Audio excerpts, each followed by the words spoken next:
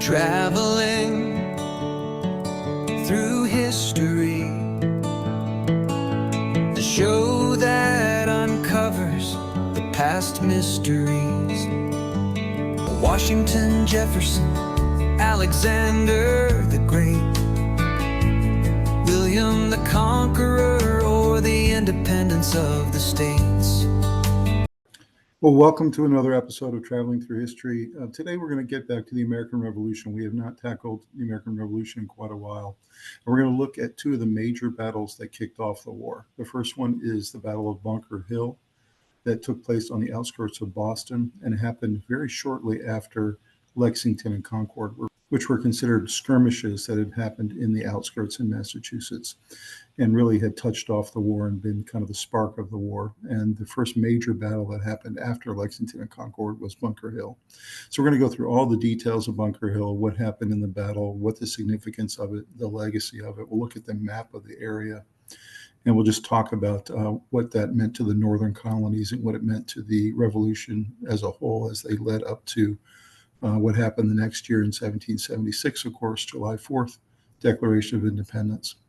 So both of these battles, of course, took place in 1775, a year before the Declaration of Independence. So really, we were not significantly at war yet with England. And there was a lot of feeling that maybe the Americans really couldn't win a war such as this against the greatest world superpower. And so both of these battles were very significant from the standpoint of bolstering Americans' confidence and their ability to stand up to the British and be able to wrestle their independence away from the British. So both of them had a huge psychological effect for that reason. So the second battle we're going to talk about is Great Bridge, which happened down in Chesapeake, Virginia, which is just outside of Norfolk, Virginia, which is one of the major ports at that time for England. And of course, the Great Bridge battle occurred in a situation where the colonists and the patriots were pushing back against the Virginia Royal Governor, Lord Dunmore. And for those of you who saw our episode we did with Andrew Lawler, the author of the great book, A Perfect Frenzy, we talked about this battle in that discussion, the Great Bridge battle, which happened there in Virginia. And a lot of people called it the mini Bunker Hill. The reason being is it happened only a couple months after Bunker Hill, and it really had the same effect Bunker Hill had on the northern colonies, and this time in the southern colonies. This gave the Virginians a lot of confidence that they could kick the British out of their colony and that they could sustain a war effort in the South as well. So those are the two major battles we're going to cover today. We're going to get into all the different details and all the ramifications and impacts of both battles. So let's go ahead and do that. All right, so this is Battles of Bunker Hill and Great Bridge. As we mentioned, Great Bridge is often called the mini Bunker Hill or the southern Bunker Hill. And this, of course, is both battles being the American Revolution or the lead up to it in 1775. You see some great pictures there on the left. The top left and bottom left pictures are both from the battles of Bunker Hill. And you can see the patriots there holding very firm at the top of the hill. It was actually Breed's Hill where they were actually stationed right next to Bunker Hill. And you can see the British coming uphill in waves to challenge the patriots. And of course, you never want to be marching uphill. And they found that out with a very heavy dose of casualties. And then some great pictures there in the center and on the right of what it looked like at the Battle of Great Bridge there in Virginia, with the militiamen standing up to the Brits as they were coming across that great bridge to try to take over control of the bridge and the area surrounding it on both sides. And of course, Americans were battling against the British coming across that great bridge. So Lexington and Concord led to Bunker Hill. And you can see a great picture, one of the most famous paintings of all time there on the top right. And that is there at Lexington Green in Lexington, Massachusetts. And you can see the map just below that shows you what the march was like for the Brits out of Boston, which is to the right, all the way out to Lexington and Concord. And of course, their purpose of making this trek out to Lexington and Concord, they went both by ship and by march, was to try to take away the ammunition and gunpowder from the colonists because they were getting very concerned about all the rabble rousing and all the militias and everything they had been doing leading up to this. And so the British general had ordered some of his men to go out and take those ammunition and gunpowder stores, which of course infuriated the colonists, and they formed these militias to fight back against the British. So the battles of Lexington and Concord directly led to the Battle of Bunker Hill by escalating tensions and demonstrating the colonists' willingness to fight for their rights. Following the initial skirmishes, the British retreated to Boston, while colonial militias converged surrounding the city and initiating a siege. And of course, that siege went on for a number of months after Lexington and Concord. If you have not seen our Lexington and Concord episode, I highly recommend that you check it out. I will drop a link to that episode in the description down below so you can check it out. News of the British plans to occupy strategic hills around Boston prompted the colonists to fortify Breed's Hill, mistakenly referred to as Bunker Hill, which was actually the hill right next to Breed's Hill. And of course, that led to this battle. These battles, fought on April 19th, 1775, marked the beginning of the American Revolutionary War. The British, attempting to seize colonial arms and ammunition, clashed with local militias, resulting in casualties on both sides. The events at Lexington and Concord fueled the revolutionary spirit and demonstrated colonists' resolve to resist British rule. Following Lexington and Concord, the British retreated to Boston, which was then surrounded by colonial militias over a number of weeks. In early June, colonial leaders learned of British plans to occupy the hills surrounding Boston and to gain control of Boston Harbor. And of course, the British had a significant advantage on the waters with their ships. The colonials couldn't counter that, so they had to stay on land. So to counter this overall strategy, colonial forces under the command of Colonel William Prescott fortified Breed's Hill, a location closer to Boston than Bunker's Hill, on the night of June 16th. So that's really what led up to this battle, as you can see, this skirmish that happened in Lexington and a skirmish in Concord, and then the retreat of the British back into Boston. So in terms of the Battle of Bunker Hill itself, Battle of Bunker Hill, though a tactical British victory, was a significant moral and psychological victory for the American colonists. It took place on June 17th, the next day after fortification in 1775, during the siege of Boston, and was one of the first major clashes of the Revolutionary War.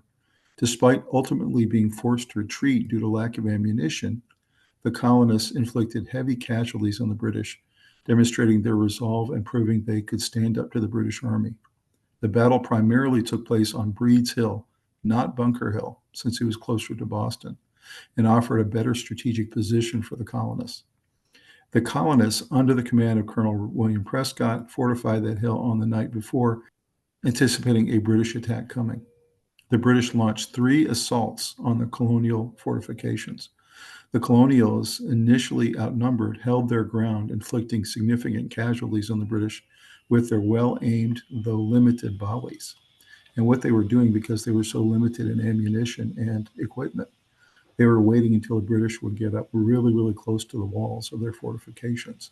And then they were opening these significant volleys into the British, and the British would have to fall back. Finally, on the third rush by the British, they were able to take over the American position because the Americans had run out of ammunition. Simple as that.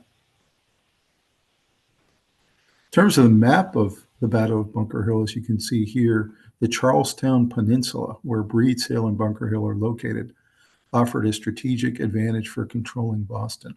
American forces under the command of Prescott were ordered to fortify Bunker Hill.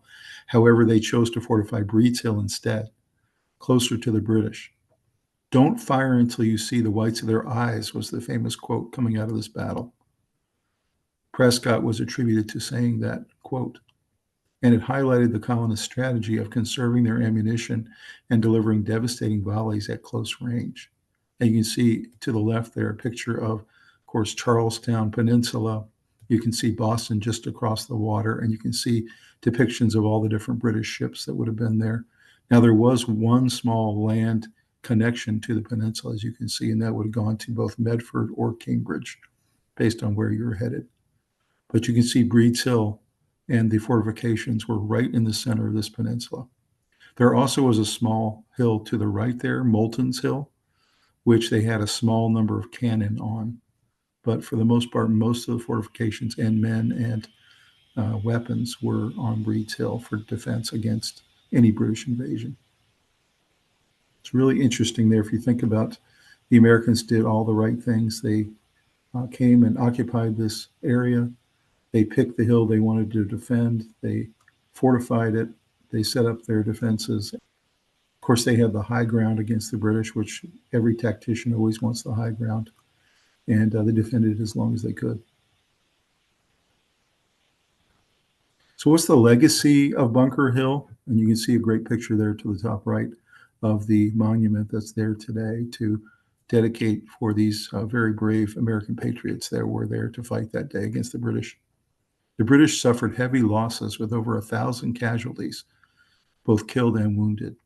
The colonists, though forced to retreat, suffered around 450 casualties.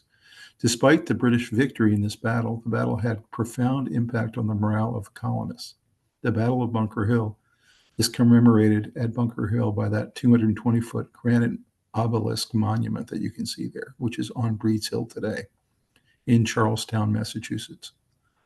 It's a reminder of the sacrifices made during the early days of the American Revolution and the enduring spirit of the colonists in their fight for independence, according to the Boston National Historical Park. The Battle of Bunker Hill, despite being a British tactical victory, had a profound impact on the war overall. Had a profound impact on the war overall. It proved that American colonists could stand up to the British and actually fight them toe-to-toe on the battlefield. It demonstrated effectiveness of colonial tactics, particularly the use of defensive positions and controlled firepower. It shattered the initial British hope of a quick and easy resolution to the conflict. The battle's high cost for the British boosted American morale and further galvanized support for the revolution as it led up to July 4th, 1776. So let's talk about what led up to the battle at Great Bridge down in Virginia. And the first thing we need to talk about is the gunpowder incident. And of course, that great book I was just referring to earlier about A Perfect Frenzy and Lord Dunmore by Andrew Lawler is right there on the top right, as you can see. You see some other great pictures here. One is the gunpowder magazine and weapons store that was in Williamsburg, Virginia. That's the top right there. They have a replica of it even today. See some other great pictures that was happening there with this incident, including a great speech given by Patrick Henry where he said, "Give me liberty, give me death," which was the rallying cry for the Virginians in this lead up to the war. See a picture there of Lord Dunmore, who was the royal governor from England of Virginia. And then a picture of something that Lord Dunmore ordered, which was the extraction of the gunpowder away from this store to the British ships that were in the bay there, as you can see. So the gunpowder incident in Williamsburg, Virginia was a pivotal event leading up to the American Revolutionary War, where Lord Governor Lord Dunmore secretly removed gunpowder from the public magazine in Williamsburg, the capital of Virginia at the time. This act, intended to prevent colonial uprising, had the exact opposite effect. It sparked widespread outrage and ultimately contributed to the escalation of tensions between colonists and the British Crown. In spring of 1775, tensions between American colonies and Great Britain were at a very high point.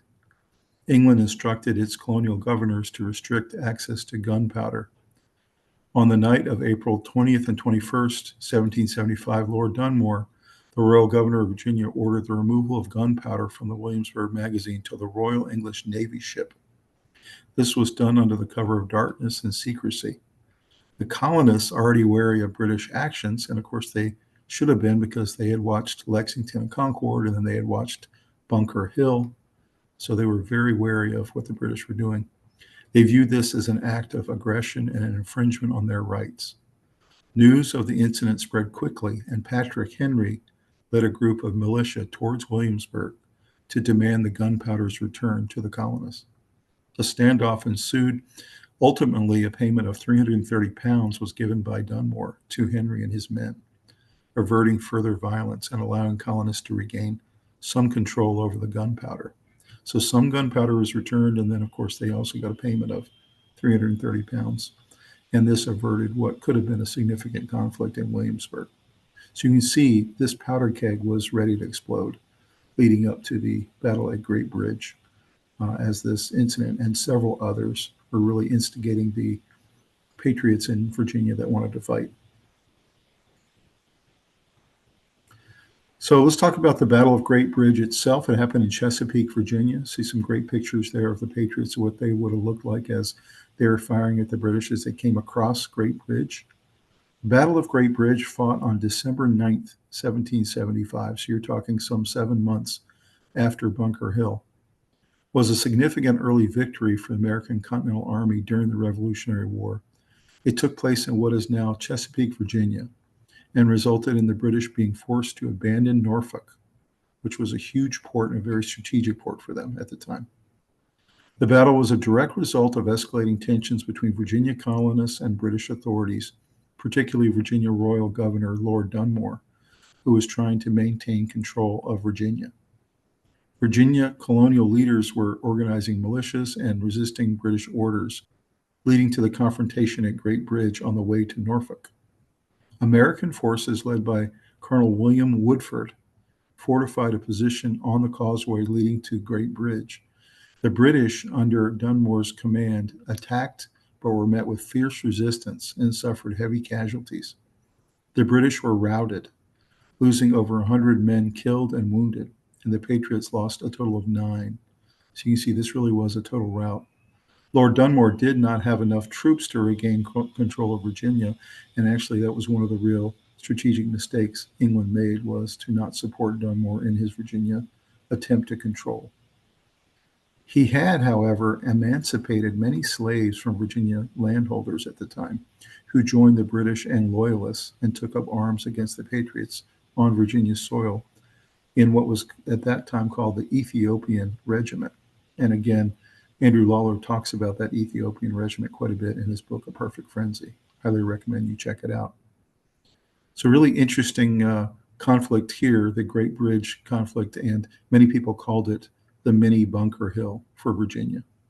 Was a decisive victory for the colonists, and they were able to push Dunmore and his men and the rest of the Ethiopian regiment out of Virginia and out of Norfolk, so that the British actually would not come back to Virginia for another 5 years.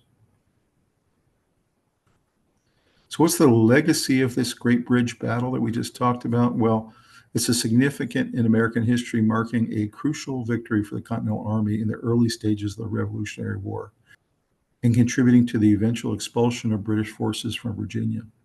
This victory is commemorated annually with reenactments and educational events in Chesapeake, Virginia, where the battle took place. The Patriot victory at Great Bridge forced the British Royal Governor of Virginia, Lord Dunmore, and his forces to evacuate Norfolk and ultimately leave the colony. The battle solidified the Continental Army's control over Virginia and marked a turning point in the colony's resistance against British rule in the southern states, as well as a capture of significant port the British had relied on to hold the South. The battle forced the British to concentrate naval and land forces in the Charleston, South Carolina area as their foothold in the South, and to largely give up on Virginia. You see a map there of what it looked like around the Great Bridge area. You can see Norfolk, and you can see several of the other towns that are right around Norfolk. And of course, Great Bridge being that very strategic crossing point that the colonialists decided to defend. So let's talk about some of the similarities between these two battles, one being in the northern colonies, one being in the southern, but both happening in 1775, both happening a year before our Declaration of Independence. So both battles demonstrated the effectiveness of entrenched and well-positioned colonial militias against British regulars. So this was a big kind of strategy change for the colonialists who had not really been organized up to this point. Both battles, the Patriots were able to preserve ammunition by waiting on British attacks uphill into entrenched positions. So again, they took that lesson very much to heart. And you can see in both pictures here, the colonialists were the ones who were holding the line and shooting downhill at the attackers that were coming after them. Both battles resulted in strategic and moral boost for the American side and a belief that Americans could achieve independence. You have to remember that 1775, it really was still tenuous as to whether American independence was really possible. And these two moral victories, even if they were not complete victories on the battlefield, but moral victories, gave the Americans confidence that they could, in fact, compete on the battlefield against the British. In both engagements, British overconfidence and a lack of foresight contributed to their heavy casualties. Of course, they were just attacking uphill into these entrenched positions, and really that wasn't very smart. They really should have thought of a different way to attack, maybe even using cannon or something. Both battles were relatively early in the war and helped solidify colonial resolve for independence. Both battles involved some confusion and improvisation on the American side in the moments leading up to the fighting. So you can imagine this was very early. This was pre-independence and pre-declaration. And so the American Continental Army was very new, and many of them had not been really trained. And so some of this kind of confusion and improvisation we saw in both battles could have been expected because some of these men had never fought before. Let's look at some of the great Bunker Hill and Great Bridge quotes that came out of both battles. First one was Colonel William Prescott's order, "They don't fire until you see the whites of their eyes," which came in Bunker Hill. That's the most famous quote that came out of Bunker Hill. And the reason that one was so important is, again, it showed this concept of waiting until they got very, very close for your volleys because we didn't have enough ammunition to fire too many times. And so we needed those shots to be very effective. And the only way to do that is when you saw the whites of their eyes, they were close enough to fire. It's really a famous quote there by Prescott. So on the Great Bridge side, it was called the Bunker Hill in miniature. Colonel Wolford's comparison highlights the battle's significance, even if it was on a smaller scale than Bunker Hill. So again, that's one reason that these two are compared very often, one being in the north, one being in the south. Great Bridge coming about 7 months later, but they had a lot of different parallels. And this one was a quote by Colonel Wolford, Bunker Hill in miniature. So another one on the Bunker Hill side, this was British General William Howe. His perspective was the success is too dearly bought. So what he felt was, yes, the British did in the end winning the Battle of Bunker Hill. However, the amount of losses they had with 1,000 casualties and the amount of dear soldiers and officers they lost on the battlefield to this upstart colonial army, in his opinion, probably wasn't worth it. Yes, they had success, but it was just really painful in terms of the cost of it. Also, British Major John Pitcairn, his assessment of Bunker Hill, "I am satisfied that one active campaign burning 2 or 3 of their towns will set everything to rights." And so this is really how a lot of the British generals were feeling about these upstart patriots and these upstart colonials, was that if they just did enough brutal tactics against them, and if they created some terrorism in their towns, maybe they would just give up and stop this drive towards independence. So this is really how a lot of British officers were feeling, is that they needed to get a little bit more brutal in their tactics. So another one from Bunker Hill. This is from the American side. Corporal Peter Brown was one of the colonial leaders. "We worked there undiscovered until about 5 in the morning. Then we saw our danger, being against ships of the line and all Boston fortified against us." So you can imagine these guys were working so hard to get Breed's Hill ready to go. They fortified it all evening, and then they look out and they see all of these British ships, and they see the men coming up the hill. Imagine what that would have been looking like for these colonial officers and men. So another one here, to open the battle, this is Great Bridge. Captain Leslie directed the gunners from Otter to open fire. Captain Charles Fordyce led British grenadiers of the 14th Regiment of Foot across the bridge with bayonets fixed towards Lieutenant Travis's breastworks, manned by 60 colonialists. Heroic sentinel Billy Flora, who was a black free patriot, fired 8 rounds at the British before retiring to the breastworks. So it was really interesting, the history behind Billy Flora, who was the first to fire at Great Bridge. He was a black free patriot on the colonial side. And in a lot of cases, he was firing against African Americans on the other side who were part of the Ethiopian regiment who had been freed slaves. So it was a really interesting situation. You had blacks on both sides firing at each other. Upon notification of the attack, Colonel Wolford sent reinforcements to bolster the position. Lieutenant Travis ordered his men to hold fire until the British were within 50 yards. So doesn't that sound familiar? The whites of their eyes, the very similar tactic to try to preserve ammunition, wait until the British get really close, and then do your volleys. The volleys at close range took a terrible toll, with a ball hitting Captain Fordyce. And you can imagine he was the leader of the British, and he actually fell about 5 minutes into the battle and died. So there was a real big impact of that psychologically to the British. So another one about Bunker Hill by the colonialists. This was one of the captains, Isaac Glennie. We did this before, reserved our fire until they came within about 6 or 7 rods. Then we showed them Yankee play and drove them back again. But soon they renewed the attack and came again. But we, being destitute of ammunition, made use of ammunition called cobblestones. So pretty interesting there that they had run out of ammunition after their first 2 volleys and were reduced to throwing rocks and whatever they had.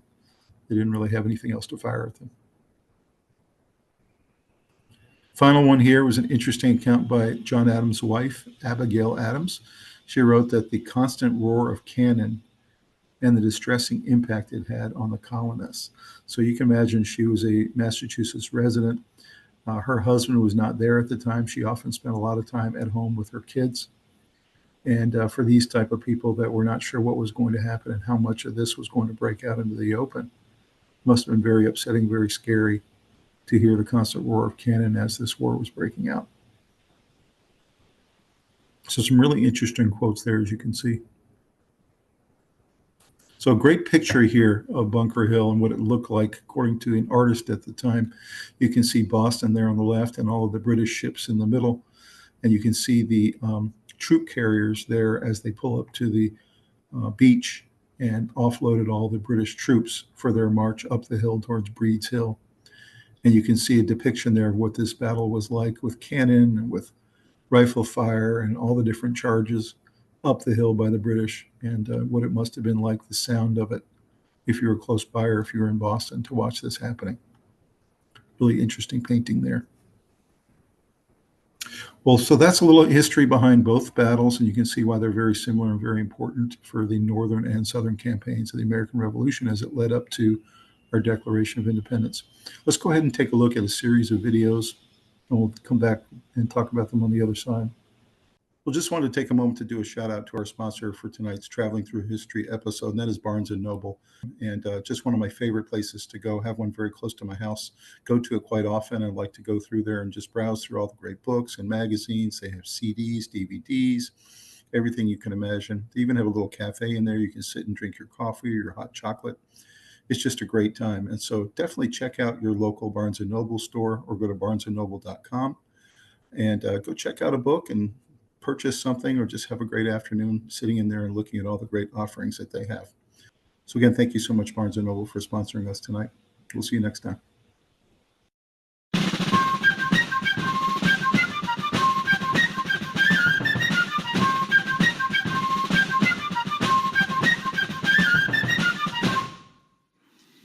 By the rude bridge that arched the flood, their flags to April's breeze unfurled. Here once the embattled farmer stood and fired the shot heard round the world. Those words by the American poet and conquered native Ralph Waldo Emerson get to the crux of what took place here on Wednesday morning, April 19th, 1775, when patriot and militia units returned fire into the British across the bridge that's behind me, triggering the 8-year odyssey that would become the American War of Independence, also known as the American Revolution. Issues like taxation, representation, respect were at the core of the struggle, and nowhere more was that felt than here in Massachusetts. In early April 1775, Governor General Thomas Gage, commander and military governor of Massachusetts, decided he needed to take action to diffuse the hostile relations between the countryside and the city of Boston. At 10 p.m. on April 18, 1775, Colonel Francis Smith and his adjutant, Major John Pitcairn, lead 800 troops west from Boston. Objective conquered. Seize the weapons, seize the munitions, return them to Boston, and put an end to colonial hostility. By 5 o'clock in the morning, they are on the verge of reaching the town of Lexington. But express riders, including Paul Revere and William Dawes, had gotten out ahead of them to spread what became known as the Lexington Alarm, arousing the countryside, raising shot, having bells rung, so that Patriot and militia and Minuteman groups could form and could react to the British presence. 70 Minutemen under the command of Captain John Parker gather at Buckman's Tavern in Lexington, adjacent to the Green. At 5:30, they get word that the British are in sight. Parker takes his men out of the tavern, crosses over the Green, lines his men up in 2 rows deep, 70 men total, not blocking the road, merely standing there to show their defiance and their anger and hostility. Parker was not looking for a fight. The fight, rather, came to Parker as the British troops came on, entered the Green, and faced off against Parker and his men.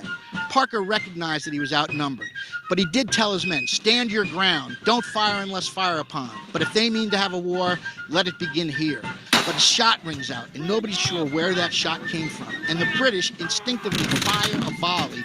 17 fall, either wounded or killed. By the time the British reach Concord at 9 in the morning, Patriot units, militia units, Minutemen units from towns like Acton, Sudbury, Lincoln, Bedford begin to converge here. They can see the smoke curling from the town of Concord. The British are burning the guns, the carriages that they found. They've cut down the Liberty Pole. They're burning that too. But it looks to the Minutemen that the town is being fired, and it is decided to march on the town and either die defending it or die trying to defend it. At the head of the band of Minutemen that is going to march on the bridge, he turns to Isaac Davis, the 30-year-old popular captain of the Acton Minutemen, and asks Davis if his men are ready to take the lead. Davis says, I haven't a man that's afraid to go. The British initially hold a ridge across the river on the western bank, but as soon as they see the numbers, they know they're outnumbered, and they pull back across the bridge, tearing up planks as they retreat. As the Patriot units near the bridge, a volley breaks out, and Davis and several of his men are hit and fall. Davis, mortally wounded, shortly thereafter dies. From the back of the line runs Major John Buttrick of Concord saying, for God's sakes, men, fire! For God's sakes, fellow soldiers, fire! And the Americans unleash a volley into the British. That's the shot heard around the world. British troops fall, and the British flee the bridge in panic, heading back to Concord.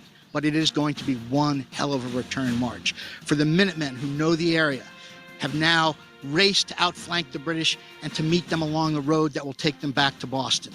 The British are stunned. They're now being fired on by thousands of Minutemen who have converged from 27 towns, and for the next 6 hours, it is a running gunfight between the British and militia and Minuteman units, and nothing has been the same on this planet since.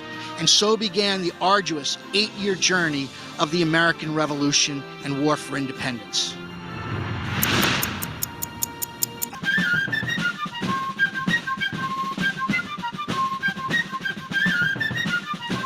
After the Lexington Alarm of April 19, 1775, 20,000 militiamen and Minutemen groups from across all of New England converged on Massachusetts and Boston in particular.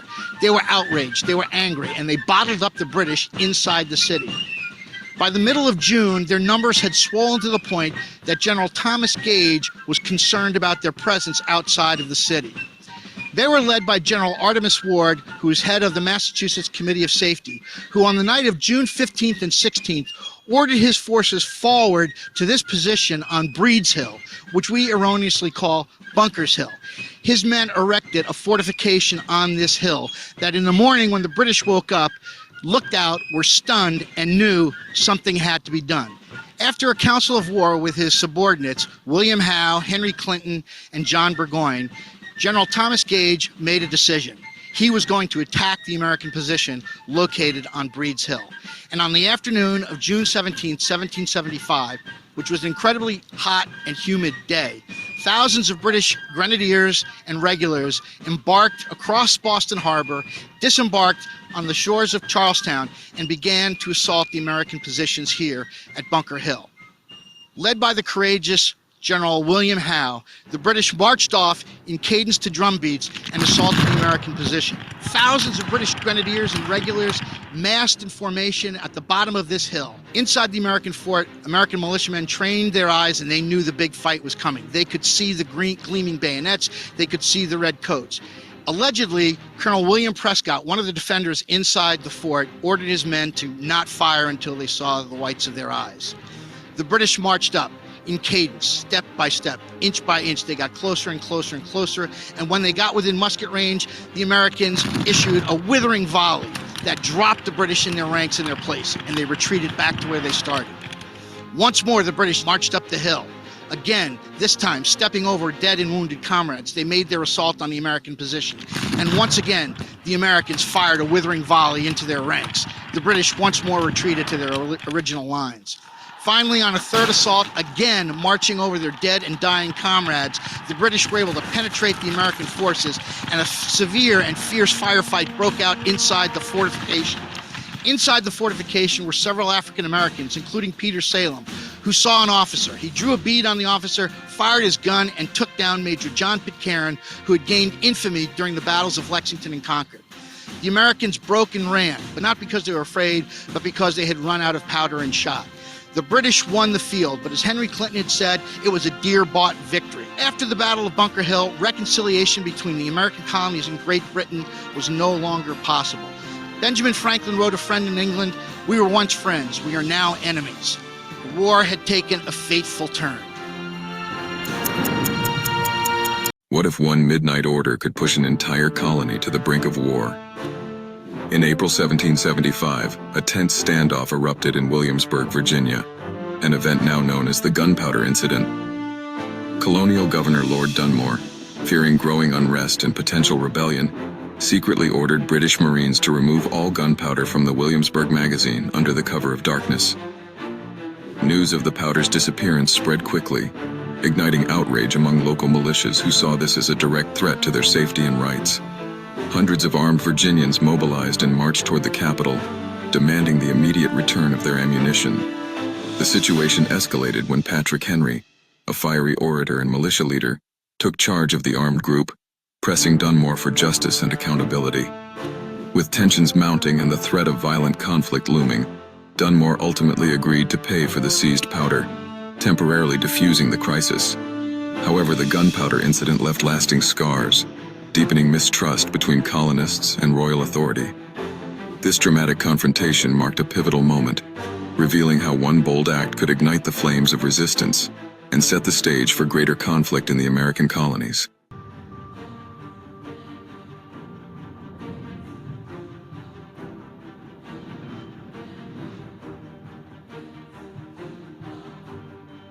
Hey everyone, my name is Dan Davis. I'm the Education Manager with the American Battlefield Trust. I'm at the Great Bridge Battlefield. The Battle of Great Bridge was fought on December 9th, 1775, when British troops from Fort Murray, located off to my right, but no longer standing, advanced through this area, deploy artillery to attack an American position on the opposite side of the modern canal.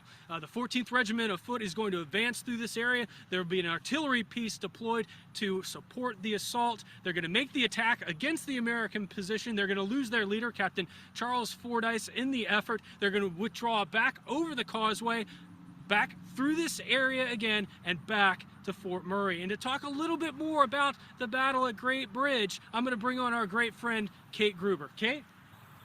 The importance of this battle really cannot be overstated. This is the first time that the Virginia Patriots are going to take up arms against Lord Dunmore, their last colonial governor, and they're going to expel the British from Virginia for a number of years. This is 1775.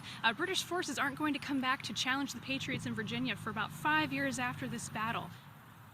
One of the reasons why Virginia really goes for revolution in earnest is because of the victory here at the Battle of Great Bridge. You know, the British don't think that there's going to be any action here at all. The British actually say that those Virginians who are entrenched down there, they're cowards. They're not going to come out. We're going to have a really quiet winter down here in Great Bridge. And guess what? That's not what happens at all. Woodford would write that the Battle of Great Bridge was a Bunker Hill in miniature, and it's because not only did the Patriots win, but it's because they showed their mettle, they showed their determination, and that has an incredible morale boost to the fledgling support for liberty here in Virginia. It's also very much a Civil War battle here at the Battle of Great Bridge. You have Virginia militia, patriots, fighting loyalist members of the Queen's Own Regiment. So you have Virginian against Virginian fighting for different ideologies on either side of the battlefield. And it's also a very significant battle because you have African Americans fighting on both sides of this battlefield as well. You have slaves who have run away from their rebel masters to join Dunmore's Ethiopian regiment to fight for the British during the war. And you have free African Americans such as Billy Flora, who becomes the hero of the Battle of Great Bridge, fighting in the name of liberty and freedom here as well. Thank you, Kate. Head on over to battlefields.org to help us out in preserving this critical tract of land at a very critical battle from the early days of the American Revolution. You can see there from that series of videos a lot of interesting points we should go through. The first one, when it comes to Bunker Hill being the follow-up to Lexington and Concord, after Lexington and Concord, those two skirmishes, of course, the two sides were very much at odds with each other, and they're really headed towards divorce.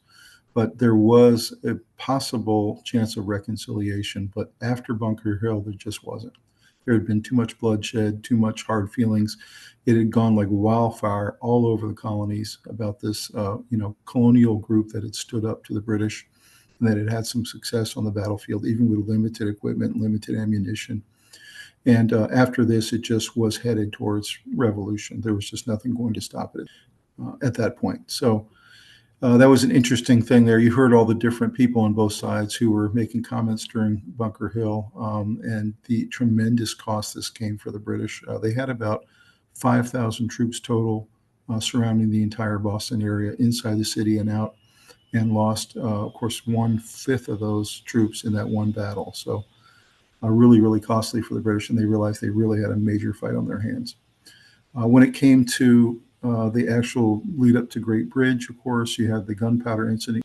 You saw there in Williamsburg how high the tempers were even before that incident. And then you had this incident where in the heart of the night, Dunmore orders his men to take the gunpowder, take the weapons and ammunition, and sneak them off in the middle of the night to a royal ship in the bay.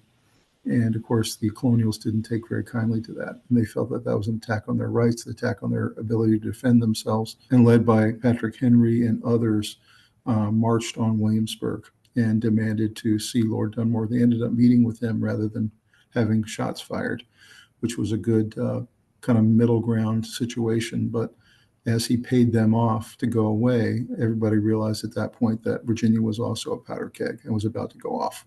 And of course, that leads up to months later, the situation at Great Bridge, where the colonials were actually challenging the Brits at their fort next to their bridge and end up winning a decisive victory in Virginia and push Dunmore and his troops out of the colony. So really interesting stuff there, as you can see from that video. Very interesting when you study these two battles, how important they are, how similar they are, how pivotal they were in the lead up to Declaration of Independence in '76, the beginning of an 8-year struggle for the colonials to get their independence, to get their rights, and to become Americans, and to become an independent country. So hopefully you enjoyed that. You learned a lot about Bunker Hill, about Great Bridge, how important these two battles were in the American Revolution.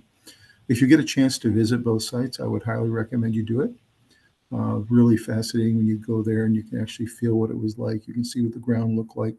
You can look out at where the British ships would have been, or at Great Bridge, you can look at where those troops would have been coming across the bridge. And it really gives you a chance to actually look and feel what that history would have been like. And there's some really great plaques and resources at both sites. I will also drop some links in the description down below, several of the other episodes we've done that impact this episode this evening. So please check those out, and we will see you next time on an episode of Traveling Through History. Have a good night. Traveling through history, the show that uncovers the past mysteries. Washington, Jefferson, Alexander the Great, William the Conqueror, or the independence of the states.